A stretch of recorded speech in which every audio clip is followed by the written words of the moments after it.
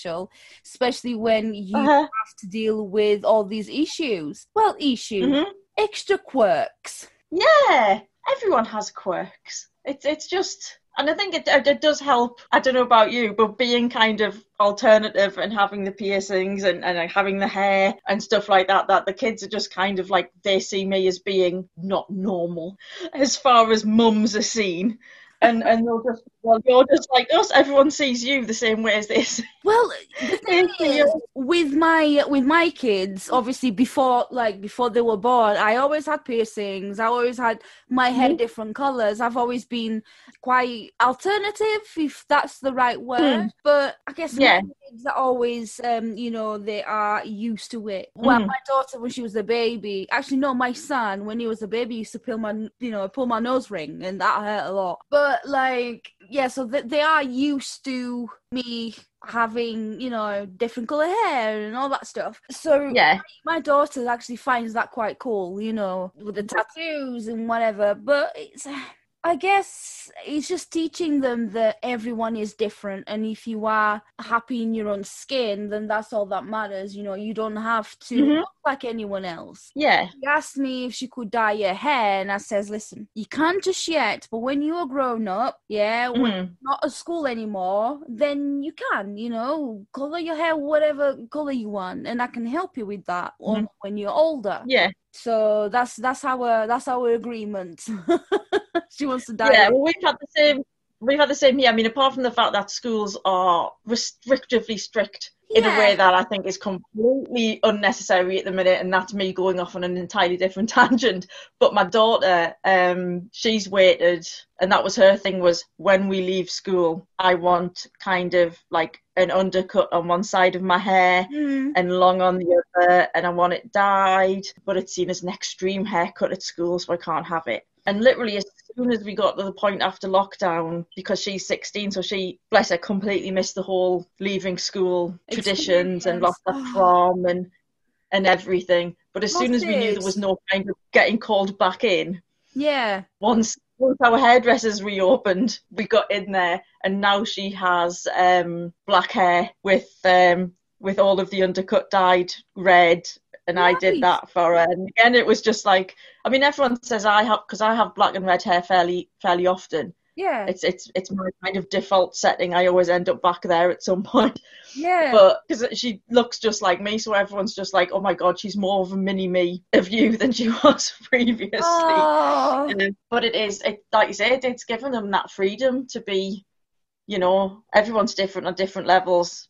Anyway, but they knew I stood out in the schoolyard, and I was kind of fine with that. And I have social anxiety, so to a certain extent, the fact that people were slightly wary about coming up to talk to me because of tattoos and piercings and mad coloured hair and stuff, and not dressing like a mum. But then again, what does it like? Fine with me. What does a mum dress like? Like, you've got clothes, you're a mum, then. Yeah, there you go. I think it's better than it was. I think people do express themselves a lot more. I think the school that my kids used to be at years ago, there was very much a far more fashionable kind of parents in the yard and stuff who were really kind of like fairly conservatively dressed. And then there was me with My Chemical Romance t-shirt on and just looking like an overgrown emo kid. I am still an overgrown emo kid. But you should say that. I did. Yeah. Mm-hmm. It's funny you should say that because, I'm a massive My Chem fan, okay? Huge My Chemical Romance fan. I love I love the alternative scene, rock and metal, all that stuff. Mm-hmm. But I find that if I go, drop my kid off at school, well, I don't have to anymore because my husband does that. But when I used to have to go drop her off, it was like... I have different color hair and my piercings and looking, I don't know, looking like a grown woman trying to look like a teenager sort of thing. Yeah. That's how I feel comfortable anyway. And same here, absolutely. Yeah, and then you see all these mums, with, I don't know, nice jeans, nice boots, a shirt, looking all smart and whatever to drop their little, their little... You feel like you're surrounded by grown-ups. school, and everything is. They go back to their, go get in their car and their BMWs, and then there's me and my, like. Yeah, I think you stand there and go, where have all these grown-ups come from?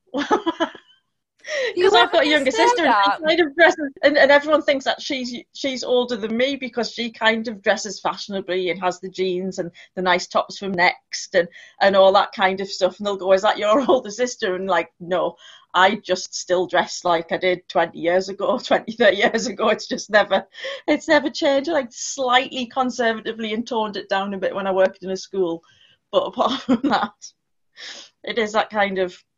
I know I've accepted now that I'm just not going to grow up on that level. It's not going to happen. But I think it's easier having children like ours as well, just because you do just look at the entire world and go, oh, this can all fuck off. I just can't. We'll all just be who we are. That's it. That's it. Like, I'm not going to get up really stupidly early in the morning and go and, do my hair and try and find my fancy clothes to go drop my kid off at school. Yeah, right. No, absolutely not. I'm very much I would rather have half an hour extra in bed than get up. Sleep because both of us, I've got my sisters, and there was people I used to work with, and they'd be like, well, I'm up at 5:30 so I can have a shower and straighten my hair and do all this stuff and then get ready and then take the kids to school or whatever, or go to work. And you just think, is that I'd rather be in bed. I'd rather be asleep. And again, and if I do put makeup on, it's because I feel like putting makeup on. It's not because I've decided. It's for me, not for anyone else. Absolutely, it's for me because I feel like it. Some days I just don't, and that's fine too.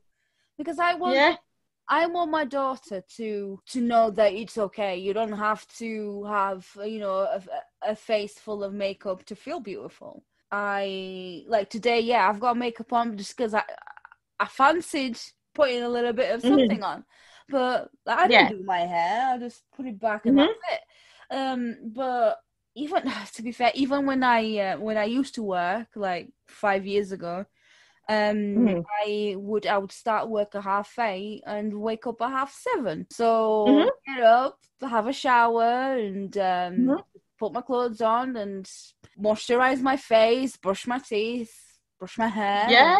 Well, I think when I worked in the school, I used to keep my hair long, but it was essentially because I could just get up on a morning, have a shower, comb it back, tie it up.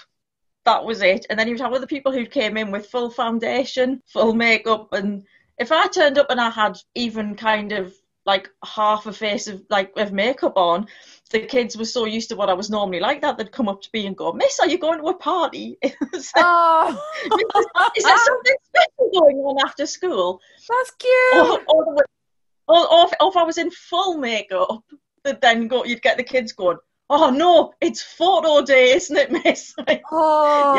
Yes, we're all going to go and have our photo taken, and I'm going to stand next to you. There used to be group texts from the teachers just to remind everybody. One person would suddenly the day before go, "Don't forget it's photo day tomorrow. You're going to have to get up earlier." Oh, that's so funny.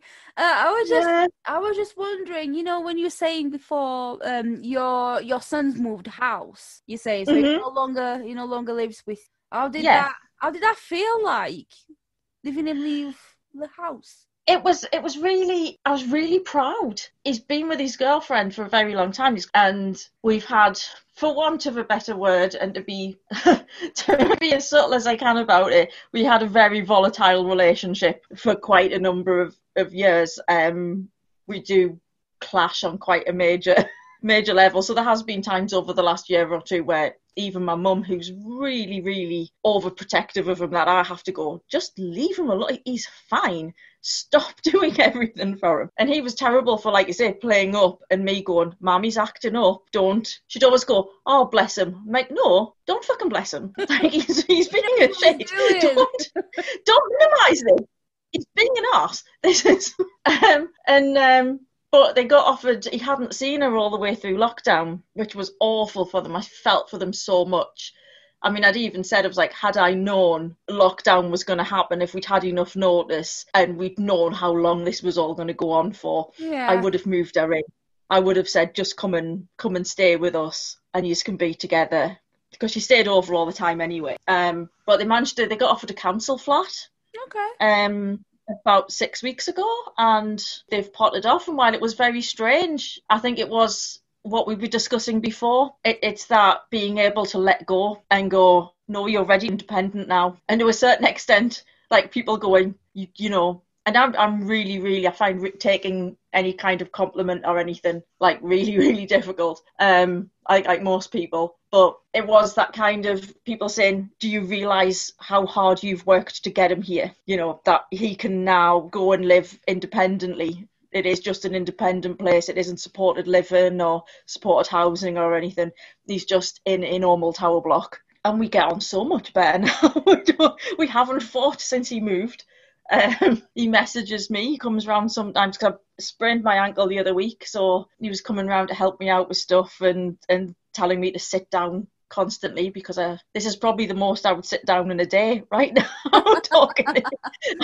I'd find something to get up and potter about with. But it just felt like a natural move. And then when I went to visit him in his flat and like we'd moved all his furniture over, I mean, that was fairly fraught, because I was trying to explain that I'd moved kind of 9 times in the last 23 years, and I was like, seriously, packing, I know, right? There are lots of things I may not be an expert on. Quite a lot as well, so yeah, I know how that. Yeah, I was like, please listen to me on what I'm telling you, because this I know. But once they moved in, and I mean, they've made the place so cozy, and you see how happy they are with each other. And I keep having to remind myself, like say what I said earlier about, you know, having a Harry Potter book thrown at my head. And like you say, like 10 years ago, there was times when I was sat with my back to the front door with my kind of legs braced against like sides of the walls while I was holding him while he was trying to lash out, and just having to repeatedly say, it's okay, I love you, constantly. And if someone had said to me then, in 10 years time you will have had a girlfriend for 3 years and you will have moved out and you will have had a job working as a night porter in a hotel and stuff like that, I would have thought it was a pipe dream. I would have thought it was something that was never going to happen. I honestly would have thought he's never going to leave home. This is something that's going to be like forever. So for 10 years on, for him to have had jobs and for him now to be living with his girlfriend and stuff like that is, yeah, I got a shock, because I absolutely broke my heart when he left. And again, it was that bluntness that we were talking about, because he'd been moving out all day. And his girlfriend's brothers came at the end of the day, because they'd hired a van to get all the big stuff out, and they got the last stuff out, and he was going to climb in the van, and his brothers were saying, you know, it was nice to meet you and all that kind of small talk stuff. And he got in to sit in the middle seat of the front of the transit van, and I just went, excuse me, can I not have a hug? And he just went, I'm not leaving the country, ma'am, and just didn't move. The door was just shut. I was just standing there like, oh, right, okay then. This is happening. But then I shut the door, and like I said, it had been so busy all day, and we'd been setting up for it, and we'd been organising things and practical stuff. And then I closed the door, and the floodgates just completely opened. And it was that kind of primal crying that comes really from inside you, that you can't help, and ends up in the whole kind of hiccup. Yeah, and I get it. Yeah, I get it. And my 2 other kids were going, and that's the thing with my youngest, he couldn't quite get that I could cry for being sad and being happy at the same time. Because they went, oh, are you crying because you're happy he's left? Like, no. I'm crying because I'm sad that he left, but I'm also crying because I'm happy. But yeah, that came as quite a shock to us. But that was again going back to the diagnosis thing. It was exactly the same then. I think you have very pivotal moments in their lives where your emotions get the better of you, because you're so used to just, I think as a parent, I mean, I'd say being a parent is hard, full stop.